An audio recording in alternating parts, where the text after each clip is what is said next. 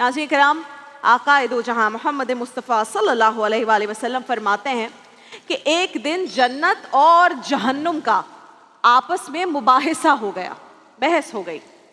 جہنم نے یہ کہہ کر جنت پر اپنی فضیلت جتانی چاہی کہ میرے اندر جو لوگ آئیں گے نا وہ بڑے متکبر، بڑے سرکش اور گناہگار لوگ ہوں گے، اور میں چونکہ ان سے اللہ کے انتقام کی جگہ ہوں لہٰذا میں تجھ سے برتر ہوں۔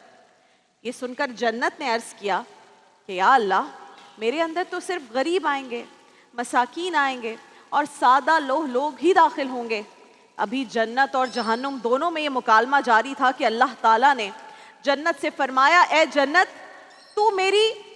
رحمت ہے اور میں اپنے بندوں میں جس پر رحمت کروں گا وہ تیری صورت میں کروں گا، اور جہنم سے فرمایا، اے جہنم تو میرا عذاب ہے اور میں اپنے بندوں میں سے جس کو چاہوں گا تیرے ذریعے سے عذاب دوں گا، لیکن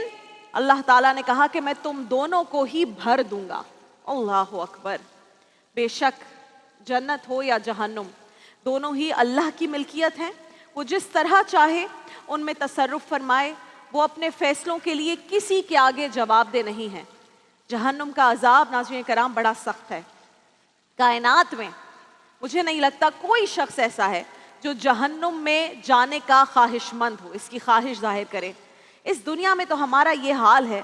کہ ہم سے ذرا گرمی برداشت نہیں ہوتی، کام کرتے ہوئے انگلی جل جائے تو ہماری چیخیں نکل جاتی ہیں، پورا بدن کانپ جاتا ہے، تو کس میں ہمت ہے کہ وہ جہنم کی آگ کو برداشت کر سکے؟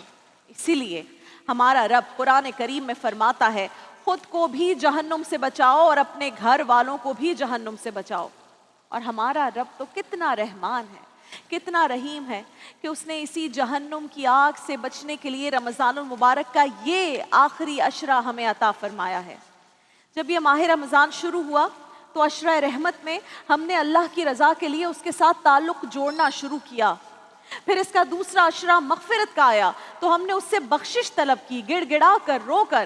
اور اب یہ جو آخری عشرہ ہے ہمیں عطا ہوا ہے تو یہ ہے اپنا انعام وصول کرنے کا عشرہ، کیونکہ اس میں ہمارے لیے جہنم سے نجات کا پروانہ بھی ہے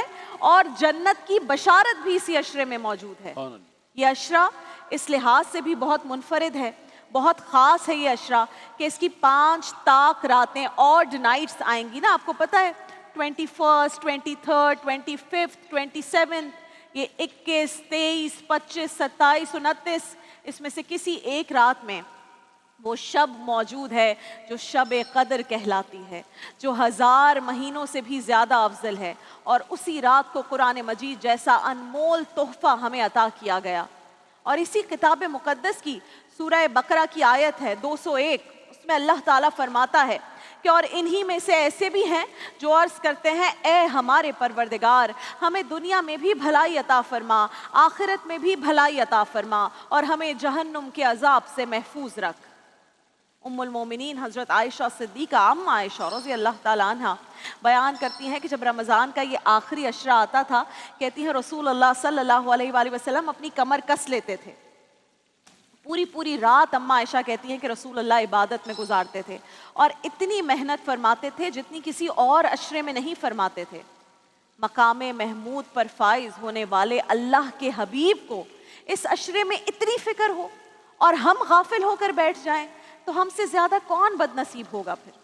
ہمارے آقا و مولا صلی اللہ علیہ وآلہ وسلم نے رمضان کے اسی آخری عشرے میں زیادہ مشقت فرما کر اور عام دنوں کی نسبت زیادہ عبادت فرما کر دراصل ہم جیسے گناہگاروں کو راستہ دکھایا ہے کہ اے میرے امتیوں، جس رب نے تمہارے لیے نعمتوں کے سمندر وسیع کیے ہیں، آخری عشرے میں اس کا دریائے رحمت جوش میں ہے، وہ پکار رہا ہے کہ اے میرے بندو، میں نے جو تمہیں نعمتیں دی ہیں ان کو یاد کرتے ہوئے میری طرف مائل ہو کر تو دیکھو۔ اے نیکی کے طلبگار آگے بڑھ، اے بدی کو چاہنے والے ذرا ہوش میں آ اور اپنے آپ کو سنبھال لے، ابھی بھی کچھ نہیں بگڑا۔ ہم بہت خوش قسمت ہیں، بہت زیادہ، کہ اللہ رب العزت کے انعامات میں سے کسی ایک بہت قیمتی انعام اس وقت آخری عشرے کی صورت میں ہم پر مہربان ہے۔ اللہ تعالیٰ سے دعا ہے ہر مسلمان کو اس آخری عشرے میں اس قابل بنا دے کہ قیامت کے دن اللہ فرمائے کہ جا، میں نے تجھے جہنم سے آزاد کیا، اور اس پر قرآن مجید کی یہ مہر لگ جائے کہ جسے آگ سے بچا لیا جائے اور جنت میں بغیر حساب کتاب کے داخل کر دیا جائے۔ عمران بھائی، اسد بھائی، حساب کتاب کی تو دعا کرنی نہیں چاہیے، حساب کتاب میں پورا نہیں اتر سکتے۔ اللہ تعالیٰ حساب کتاب کے بغیر انشاءاللہ جنت میں داخل کر دے، آمین ثم آمین۔